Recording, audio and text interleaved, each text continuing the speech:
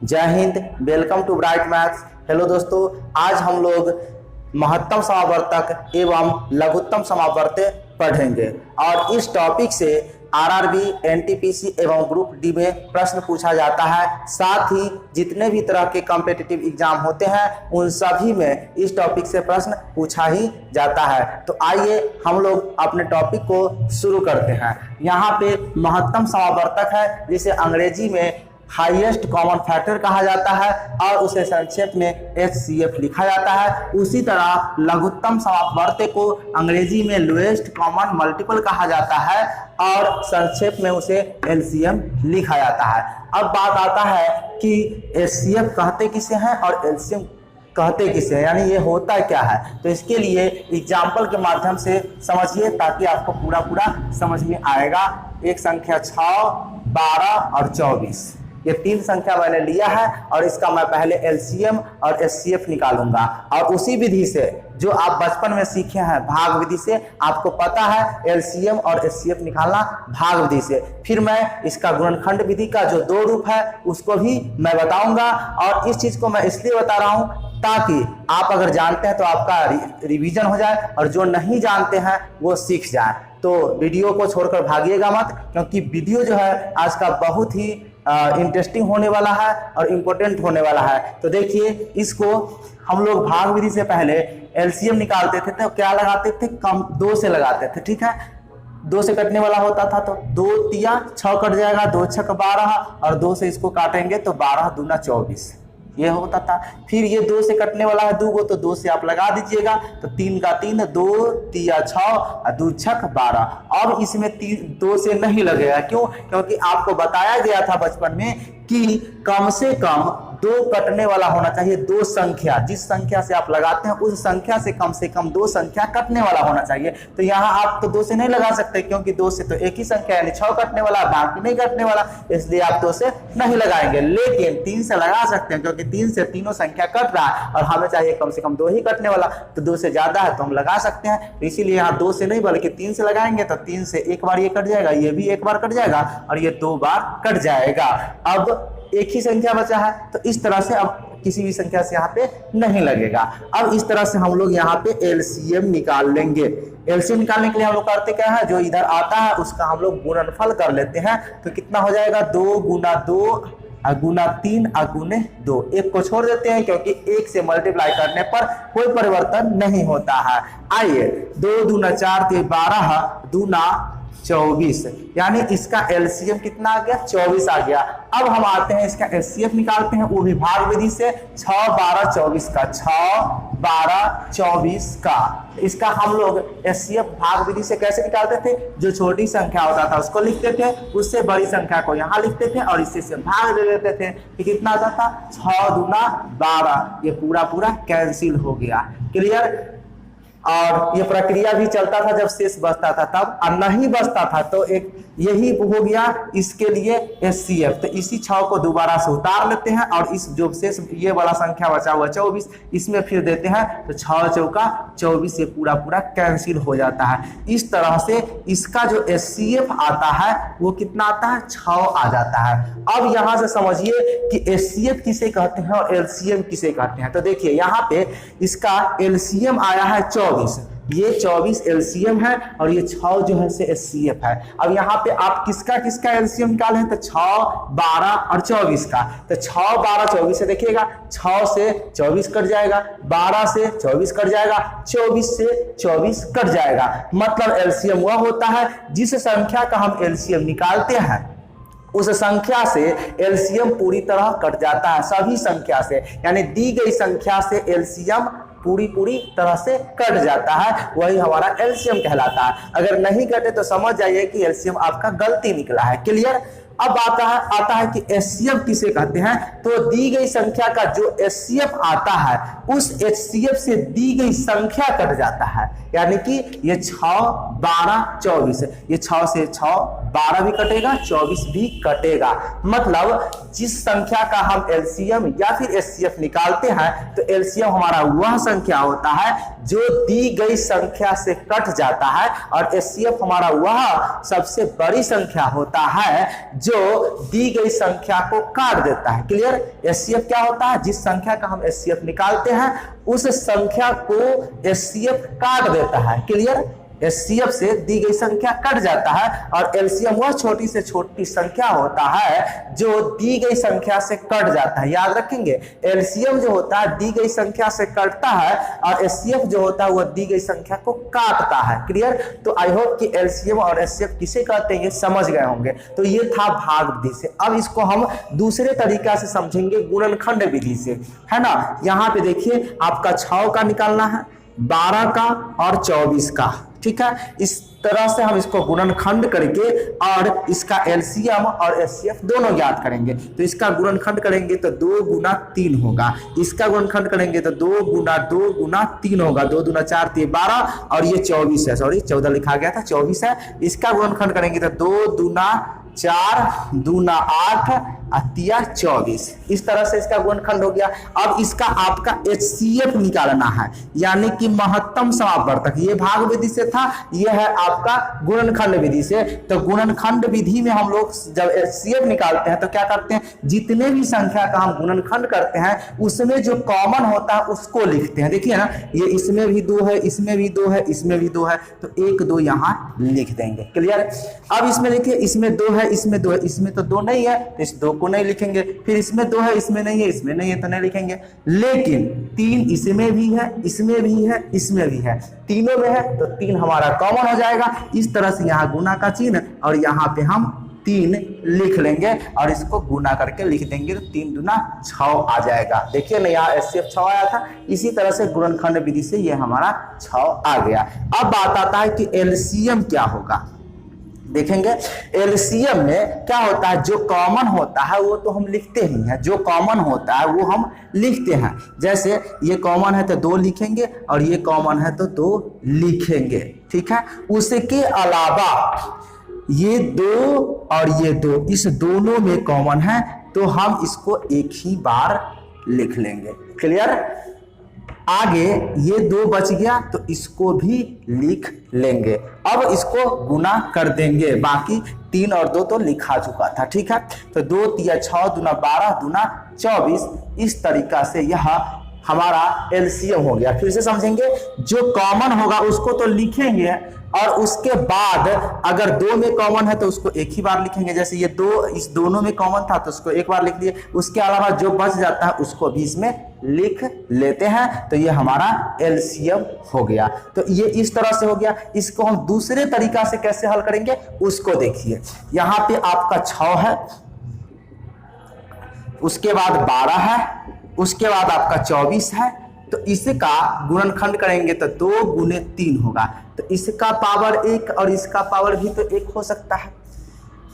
2 गुने 2, यहाँ देखिए ना, 2 गुने 2 गुने 3 है 12 का, तो इसको 2 गुने 2 है तो इसको आप लिख सकते हैं 2 का पावर 2 यानी 2 स्क्वायर और गुना 3 का पावर 1। उसी तरह इसमें 24 का गुणनखंड करने पर 2 3 बार आता है तो 2 का पावर 3 और 3 का पावर 1। क्लियर? समझ में आ रहा है? अब देखिए यहां पे जो एचसीएफ होगा इसमें क्या करना है, जो उभयनिष्ठ संख्या है कॉमन जो होगा, जैसे ये 2 तीनों में कॉमन है, उसमें जिसका पावर सबसे कम है उसको लिखना है। ये 2 तीनों में कॉमन है तो जो सबसे कम पावर है यानी घात इसका 1 है 2 है 3 है तो आपको कम घात वाला लिखना है। क्लियर? और इसमें तीनों में तो सेम है तो यहाँ पे 3 का पावर 1 हो जाएगा। तो सिंपली 3 दूना 6 हो जाएगा। क्लियर? एचसीएफ में आपको क्या करना है, घात कम वाला लेना है, जो उभयनिष्ठ जो कॉमन है उसका। क्लियर? जो कॉमन नहीं उसको छोड़ देना है। ठीक है। और एलसीएम में बात करें तो एलसीएम में आपको क्या करना है, इसमें घात कम वाला लिए हैं, इसमें घात आपको ज्यादा वाला लेना है जो सबसे बड़ी घात होगा। जैसे उभयनिष्ठ यानी कि कॉमन है तो इसमें सबसे बड़ी घात आपका 2 क्यूब है, आई इंटू 3 में तो सेम है तो यहाँ पे 3 टू दी पावर 1 यानी 3 हो जाएगा। अब क्या होगा, 2 का क्यूब करेंगे तो 2 दूना 4 दूना 8 और 3 से गुना कर देंगे तो आपका 24 हो जाएगा। तो इस तरह से भी एचसीएफ और एलसीएम निकाला जा सकता है ना। क्यों? क्योंकि यहाँ पे तो छोटा सवाल है तो आप आसानी से मौखिक भी निकाल सकते हैं, लेकिन बड़े बड़े संख्या का आपका एग्जाम में पूछता है जिसको ऑलरेडी गुणनखंड करके इसी रूप में दिया हुआ होता है, तो वहां पे आप गुना भाग कीजिएगा तो बहुत ही ज्यादा समय लग जाएगा। लेकिन इस विधि से आप जाइएगा तो बहुत ही कम समय में आप एलसीएम और एचसीएफ जो भी आपको पूछता है वो आसानी से निकाल पाएंगे। तो आपने यहाँ पे 3 तरीका से एचसीएफ और एलसीएम निकालना सीखा। पहले तो जो आप बचपन से सीख चुके हैं भाग विधि से एलसीएम और एचसीएफ सीख के, फिर यहाँ पे गुणनखंड विधि से, और इसी गुणनखंड का दूसरा विधि जो पावर के रूप में बदल करके एचसीएफ और एचसीएफ निकालना हम लोग सीख गए। क्लियर? ये सीखे। अब आइए इस पे कुछ एग्जाम्पल देखते हैं। आइए एक एग्जाम्पल देखिए। यहाँ पे 3 संख्या दिया गया है जो कि घात के रूप में दिया हुआ है, और इसका आपको एचसीएफ और एलसीएम ज्ञात करना है। ठीक है, एलसीएम ज्ञात करना है। क्लियर?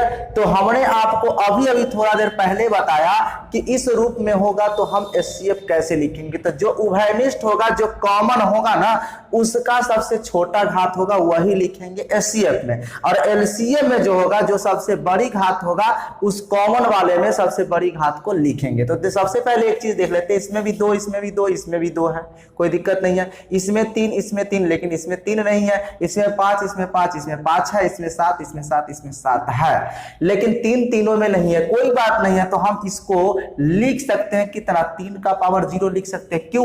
क्योंकि आपको पता है कि किसी भी संख्या का पावर 0 होता है तो उसका वैल्यू 1 होता है।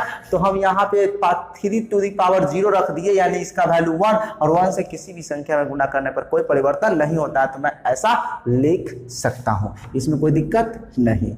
आइए अब एचसीएफ की बात करते हैं। तो हमको क्या करना है, जो कॉमन अंक है उसमें जो सबसे ज्यादा पावर वाला है उसी को लिखना है। तो देखिए 2 कॉमन है तीनों में, अब इसमें सबसे पावर ज्यादा क्या है, 3, 2 पर पावर 3 है, तो इसको आपको लिख लेना है, सॉरी छोटा वाला लिखना है। एचसीएफ में कम वाला लिखना है, बड़ा वाला नहीं। एलसीएम में बड़ा वाला लिखना है। तो यहाँ पे इस तीनों में सबसे कम घात किसका, इसका है, तो 2 स्क्वायर लिख लेना है गुना।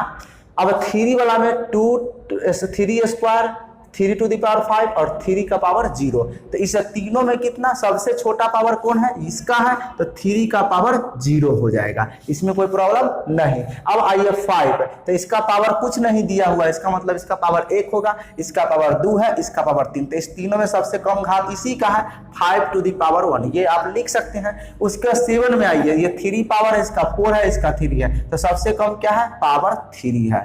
तो यही आपका एचसीएफ हो गया। आप चाहे तो इसे गुना करके भी लिख सकते हैं, लेकिन मैं इसको इतना ही रहने देने वाला हूं, क्योंकि इसको गुना करने पर थोड़ा सा अमाउंट बहुत बड़ा हो जाएगा। क्लियर? आइए एलसीएम हम लोग कैसे ज्ञात करेंगे। तो एलसीएम में जो कॉमन होगा उसमें सबसे बड़ी घात वाले को लिखना है। जैसे 2 है कॉमन, तो इसमें सबसे बड़ा घात क्या है, 2 क्यूब है, इनटू 3 वाला में सबसे बड़ा घात क्या है, 3 टू दी पावर 5, तो यहाँ पे 3 टू दी पावर 5। उसके बाद 5 वाला में सबसे पावर ज्यादा इसका है, तो 5 टू दी पावर क्यूब, यानी 5 क्यूब लिख सकते हैं। और 7 वाला में सबसे ज्यादा पावर ये है, 7 टू दी पावर 4। तो ये आपका एलसीएम हो गया, और ये जो हो गया सो एचसीएफ हो गया। इस तरह के भी प्रश्न पूछे जाते हैं, तो यहां पे आप गलती अब नहीं करेंगे आप, क्योंकि आप अच्छे ढंग से ये समझ गए हैं। आइए एक और एग्जाम्पल इसी आधार पर देखते हैं।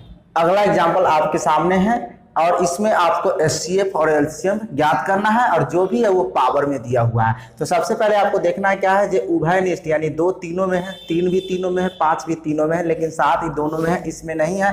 तो इसमें आप क्या कर सकते हो, 7 का पावर 0 लिख सकते हो, कोई दिक्कत नहीं होगा। उसी तरह 11 इसमें है, इसमें नहीं है, और इसमें भी नहीं। उसी तरह 11 का भी पावर 0 लिख सकते हैं, और इसमें भी 11 का पावर 0 लिख सकते हैं। अब तीनों में हमारा प्रत्येक संख्या उभयनिष्ठ हो गया। ठीक है, अगर ऐसा नहीं, जैसे जिस तरह से यहाँ छूटा हुआ है, इस तरह से भी अगर आपके एग्जाम में छूटा हुआ है, तो यही काम आपको भी वहां कर लेना है सबसे पहले, ताकि आपको गलती नहीं हो। अगर आपसे एचसीएफ कहेगा तो सबसे छोटा घात वाला लिखना है, एलसीएम कहेगा तो सबसे बड़ा घात वाला लिख लेना है। तो सबसे पहले हमें एचसीएफ निकालना है, तो सबसे छोटा वाला घात लिखेंगे, सबसे छोटा घात इसी का, इसका पावर कुछ नहीं, इसका मतलब पावर 1 है, तो 2 लिख लेना है। 3 में आते हैं तो यह सबसे छोटा ये है, इसका घात, तो इसको लिख लेना है। 5 में ये सबसे छोटा है, तो ये हो जाएगा 5, और 7 में भी, 7 में सबसे छोटा 7 टू दी पावर 0 हो गया। ठीक है, और 11 वाला में सबसे छोटा पावर 0 वाला ही आएगा।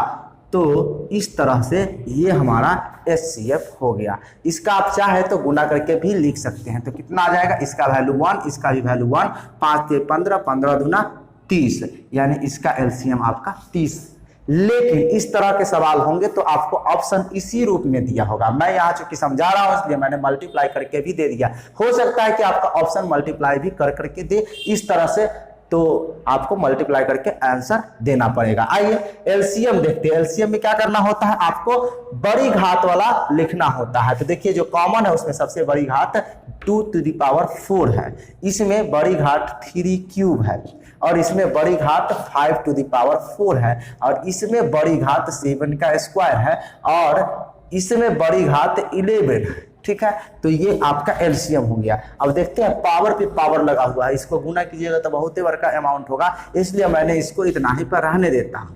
क्लियर, इसमें कोई प्रॉब्लम नहीं। तो ये आपका एलसीएम हो गया और ये आपका एचसीएफ हो गया। अगर आप चाहते हैं इसको मल्टीप्लाई करके ज्ञात करें तो आप ज्ञात कर सकते हैं, इतना आपको आता है, इसमें कोई दिक्कत नहीं। चलिए नेक्स्ट एग्जांपल देखते हैं। अगला एग्जांपल देखिए क्या कहता है, 280, 455 तथा 735 का मौस तथा लस ज्ञात करें। ये है आपका क्वेश्चन। क्लियर, तो आप इसे किस तरह से बनाएंगे, तो आसानी किस तरह से होगा, तो गुणनखंड विधि से। तो सबसे पहले आप क्या करेंगे, 280 का गुणनखंड करेंगे, फिर 455 का गुणनखंड करेंगे, फिर 735 का गुणनखंड करेंगे। देखिए इधर 280 का गुणनखंड करने के लिए आपको 2 से भाग देंगे तो 140 बार कटेगा, फिर 2 से भाग दीजिएगा तो 70 बार, फिर 2 से भाग दीजिएगा तो 35 बार, और फिर अब 2 से नहीं लगेगा तो 5 से देंगे तो 7 बार कट जाएगा। क्लियर, इसमें कोई प्रॉब्लम नहीं। अब फिर आप क्या कीजिएगा, 455 में यानी इसका गुणनखंड करेंगे तो कितना से लगेगा, 5 5 10 4 14, यानी इसमें न 2 से लगेगा न 3 से लगेगा, डायरेक्टली 5 से लगेगा। तो 5 9 45, 5 एकम 5। अब ये 91 है तो इसमें 7 से 13 बार ये कट जाएगा। क्लियर, अब आप 735 का गुणनखंड करेंगे, 735, ये है 735, इसमें कितना से लगेगा, तो 7 3 10 5 15, यानी अंकों का योगफल 15 है, यानी कि 3 से कट जाएगा तो 3 दूना 6, 3 चौके 12, 3 पचे 15। अब देखिए 4 2 6 5 11, अब इसमें 3 से नहीं लगेगा, क्यों, क्योंकि यह इसका योगफल जो आया वो 3 से विभाज्य नहीं होता है। तो 5 से लगाएंगे तो 5 चौका 20, 5 9 45 और 7 7 49। क्लियर, अब देखना यह है कि पहली वाला जो आया इसमें 2 कितनी बार आया है, 3 बार, तो लिख सकते हैं 2 का पावर क्यूब। ठीक है, और 5 का घात 1, 7 का घात 1, इसमें कोई दिक्कत नहीं। आइए दूसरा 455 का गुणनखंड 5 गुने 7 गुने 13 आया है, देखिए ना, 5 गुने 7 गुने 13, सबका घात 1 है। क्लियर, आइए 735 का इसमें 3 गुना 5 गुना 7 कितनी बार आया है, 2 बार, तो 7 का पावर 2।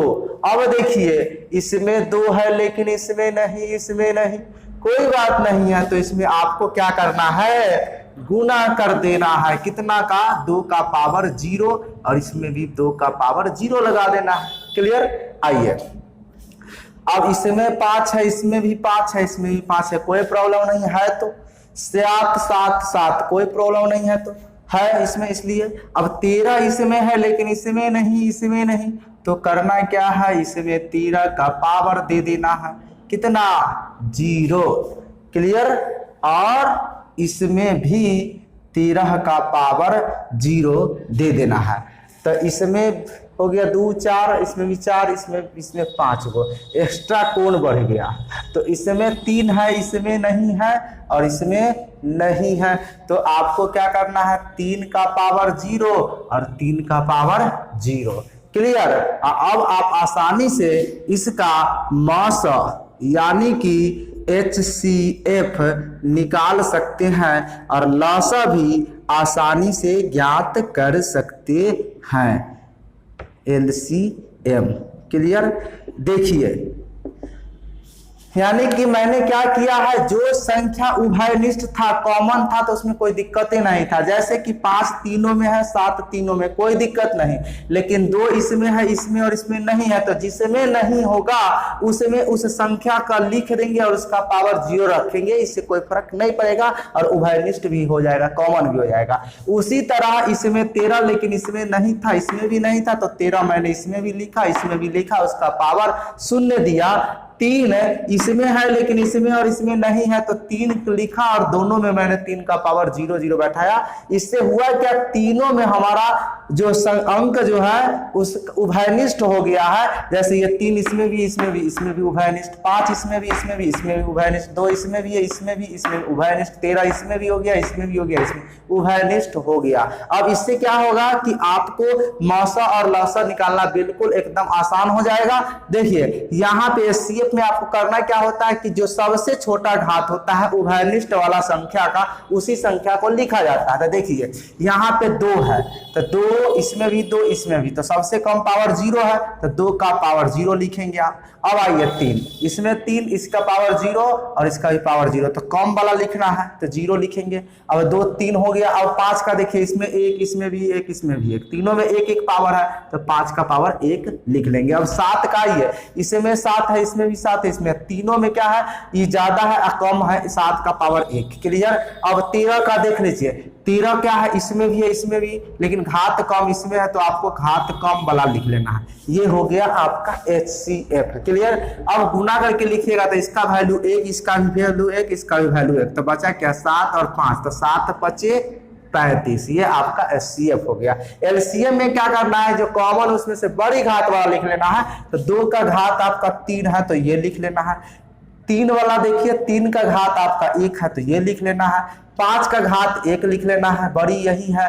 और 7 वाला में 7 का घात स्क्वायर है, और 13 अब बच जाता है, तो 13 का घात 1 है। क्लियर, सबसे ज्यादा, तो ये 1 लिख लेना है। सिंपली इसको गुना करके आपको लिख लेना है। तो कितना होगा, इसका करेंगे तो 8 8 3 24, 24 5 120, 120 में आप कितना से 49 से गुना कर देंगे, तो आपका कितना हो जाएगा, ये 0 का 0 हो जाएगा, और 9 दूना 18, 12 नामा 108, हासिल 108 का 8 और हासिल 10, 12 चौक 48, 48 और 10 58। ठीक है, 5880 हो गया। और उसमें आपको 13 से गुना कर देना है, तो 13 से गुना करेंगे तो 0, 13 में से 13 से डायरेक्ट गुना कीजिएगा तो 0, और 13 8 104, 13 8 104 का 4 लिखेंगे, आपका 10, फिर 13 8 104, 104 में 10 जोड़ देंगे तो 114 हो जाएगा। 114 का 4 जोड़ेंगे, लिखेंगे, हासिल आपका 11 बचेगा। और 13 5 65 और 11 जोड़ देंगे, 65 में 11 जोड़ देंगे तो आपका 76 आ जाएगा। ठीक है, 65 में 11 जोड़ेंगे 76। इस तरह से इसका जो एलसीएम आएगा वो आ जाएगा 76,440। ये आपका राइट आंसर हो जाएगा। तो आपने देखा कि किस तरह से एलसीएम और एचसीएफ आसानी से निकाल दिया। हाँ, एक बात और बता देता हूं कि इतना बड़ा आपको एलसीएम कैलकुलेशन करके नहीं दे, मतलब कैलकुलेशन करके इस टाइप का आपको क्वेश्चन नहीं पूछेगा। ज्यादा से ज्यादा पूछेगा तो इस रूप में पूछ लेगा, इस तरह का ऑप्शन दे देगा, है ना। और एचसीएफ में हो सकता है कि मल्टीप्लाई करके तो जो इस तरह से जो जल्दी से हो जाए, क्योंकि आपको टाइम के हिसाब से ही क्वेश्चन पूछा जाता है। क्लियर। चलिए नेक्स्ट क्वेश्चन लेते हैं जो आपके लिए होगा। आइए, क्वेश्चन नंबर 1 और क्वेश्चन नंबर 2 है, जो आप इसे हल करके इसका आंसर आप कमेंट बॉक्स में देंगे। क्वेश्चन को समझ लीजिए। क्वेश्चन 1 में क्या कहता है, 24 72 12 का मौसा ज्ञात करना। ऑप्शन आपके सामने है, इसी ऑप्शन में से एक सही ऑप्शन है जिसको आपको कमेंट बॉक्स में टाइप करके जवाब देना है। दूसरा क्वेश्चन है, इसमें इस संख्या और इस संख्या का एलसीएम ज्ञात करना। ऑप्शन यहाँ पे 4 ऑप्शन है, इसमें से सही ऑप्शन कौन सा है उसको आपको कमेंट बॉक्स में देना है। आई होप कि आप महत्तम समावर्तक और लघुत्तम समावर्तक ज्ञात करना सीख गए होंगे और ये आपको बहुत ही अच्छे तरीके से समझ में आ गया होगा। तो इस क्वेश्चन को जल्दी से जवाब दे दीजिए, और ये वीडियो अगर पसंद आया तो अधिक से अधिक अपने मित्रों के साथ शेयर कर दीजिए। और मैं अगले वीडियो में इसका पार्ट 2 लेकर करके आएंगे। तो अभी से इस वीडियो को लाइक कर दीजिए और चैनल को सब्सक्राइब नहीं किए हैं तो सब्सक्राइब करके बेल नोटिफिकेशन को प्रेस करके ऑल नोटिफिकेशन को ऑन कर ले, जिससे लेटेस्ट वीडियो का नोटिफिकेशन आपको मिलता रहेगा। मिलते हैं नेक्स्ट वीडियो में, तब तक के लिए धन्यवाद। जय हिंद, जय भारत।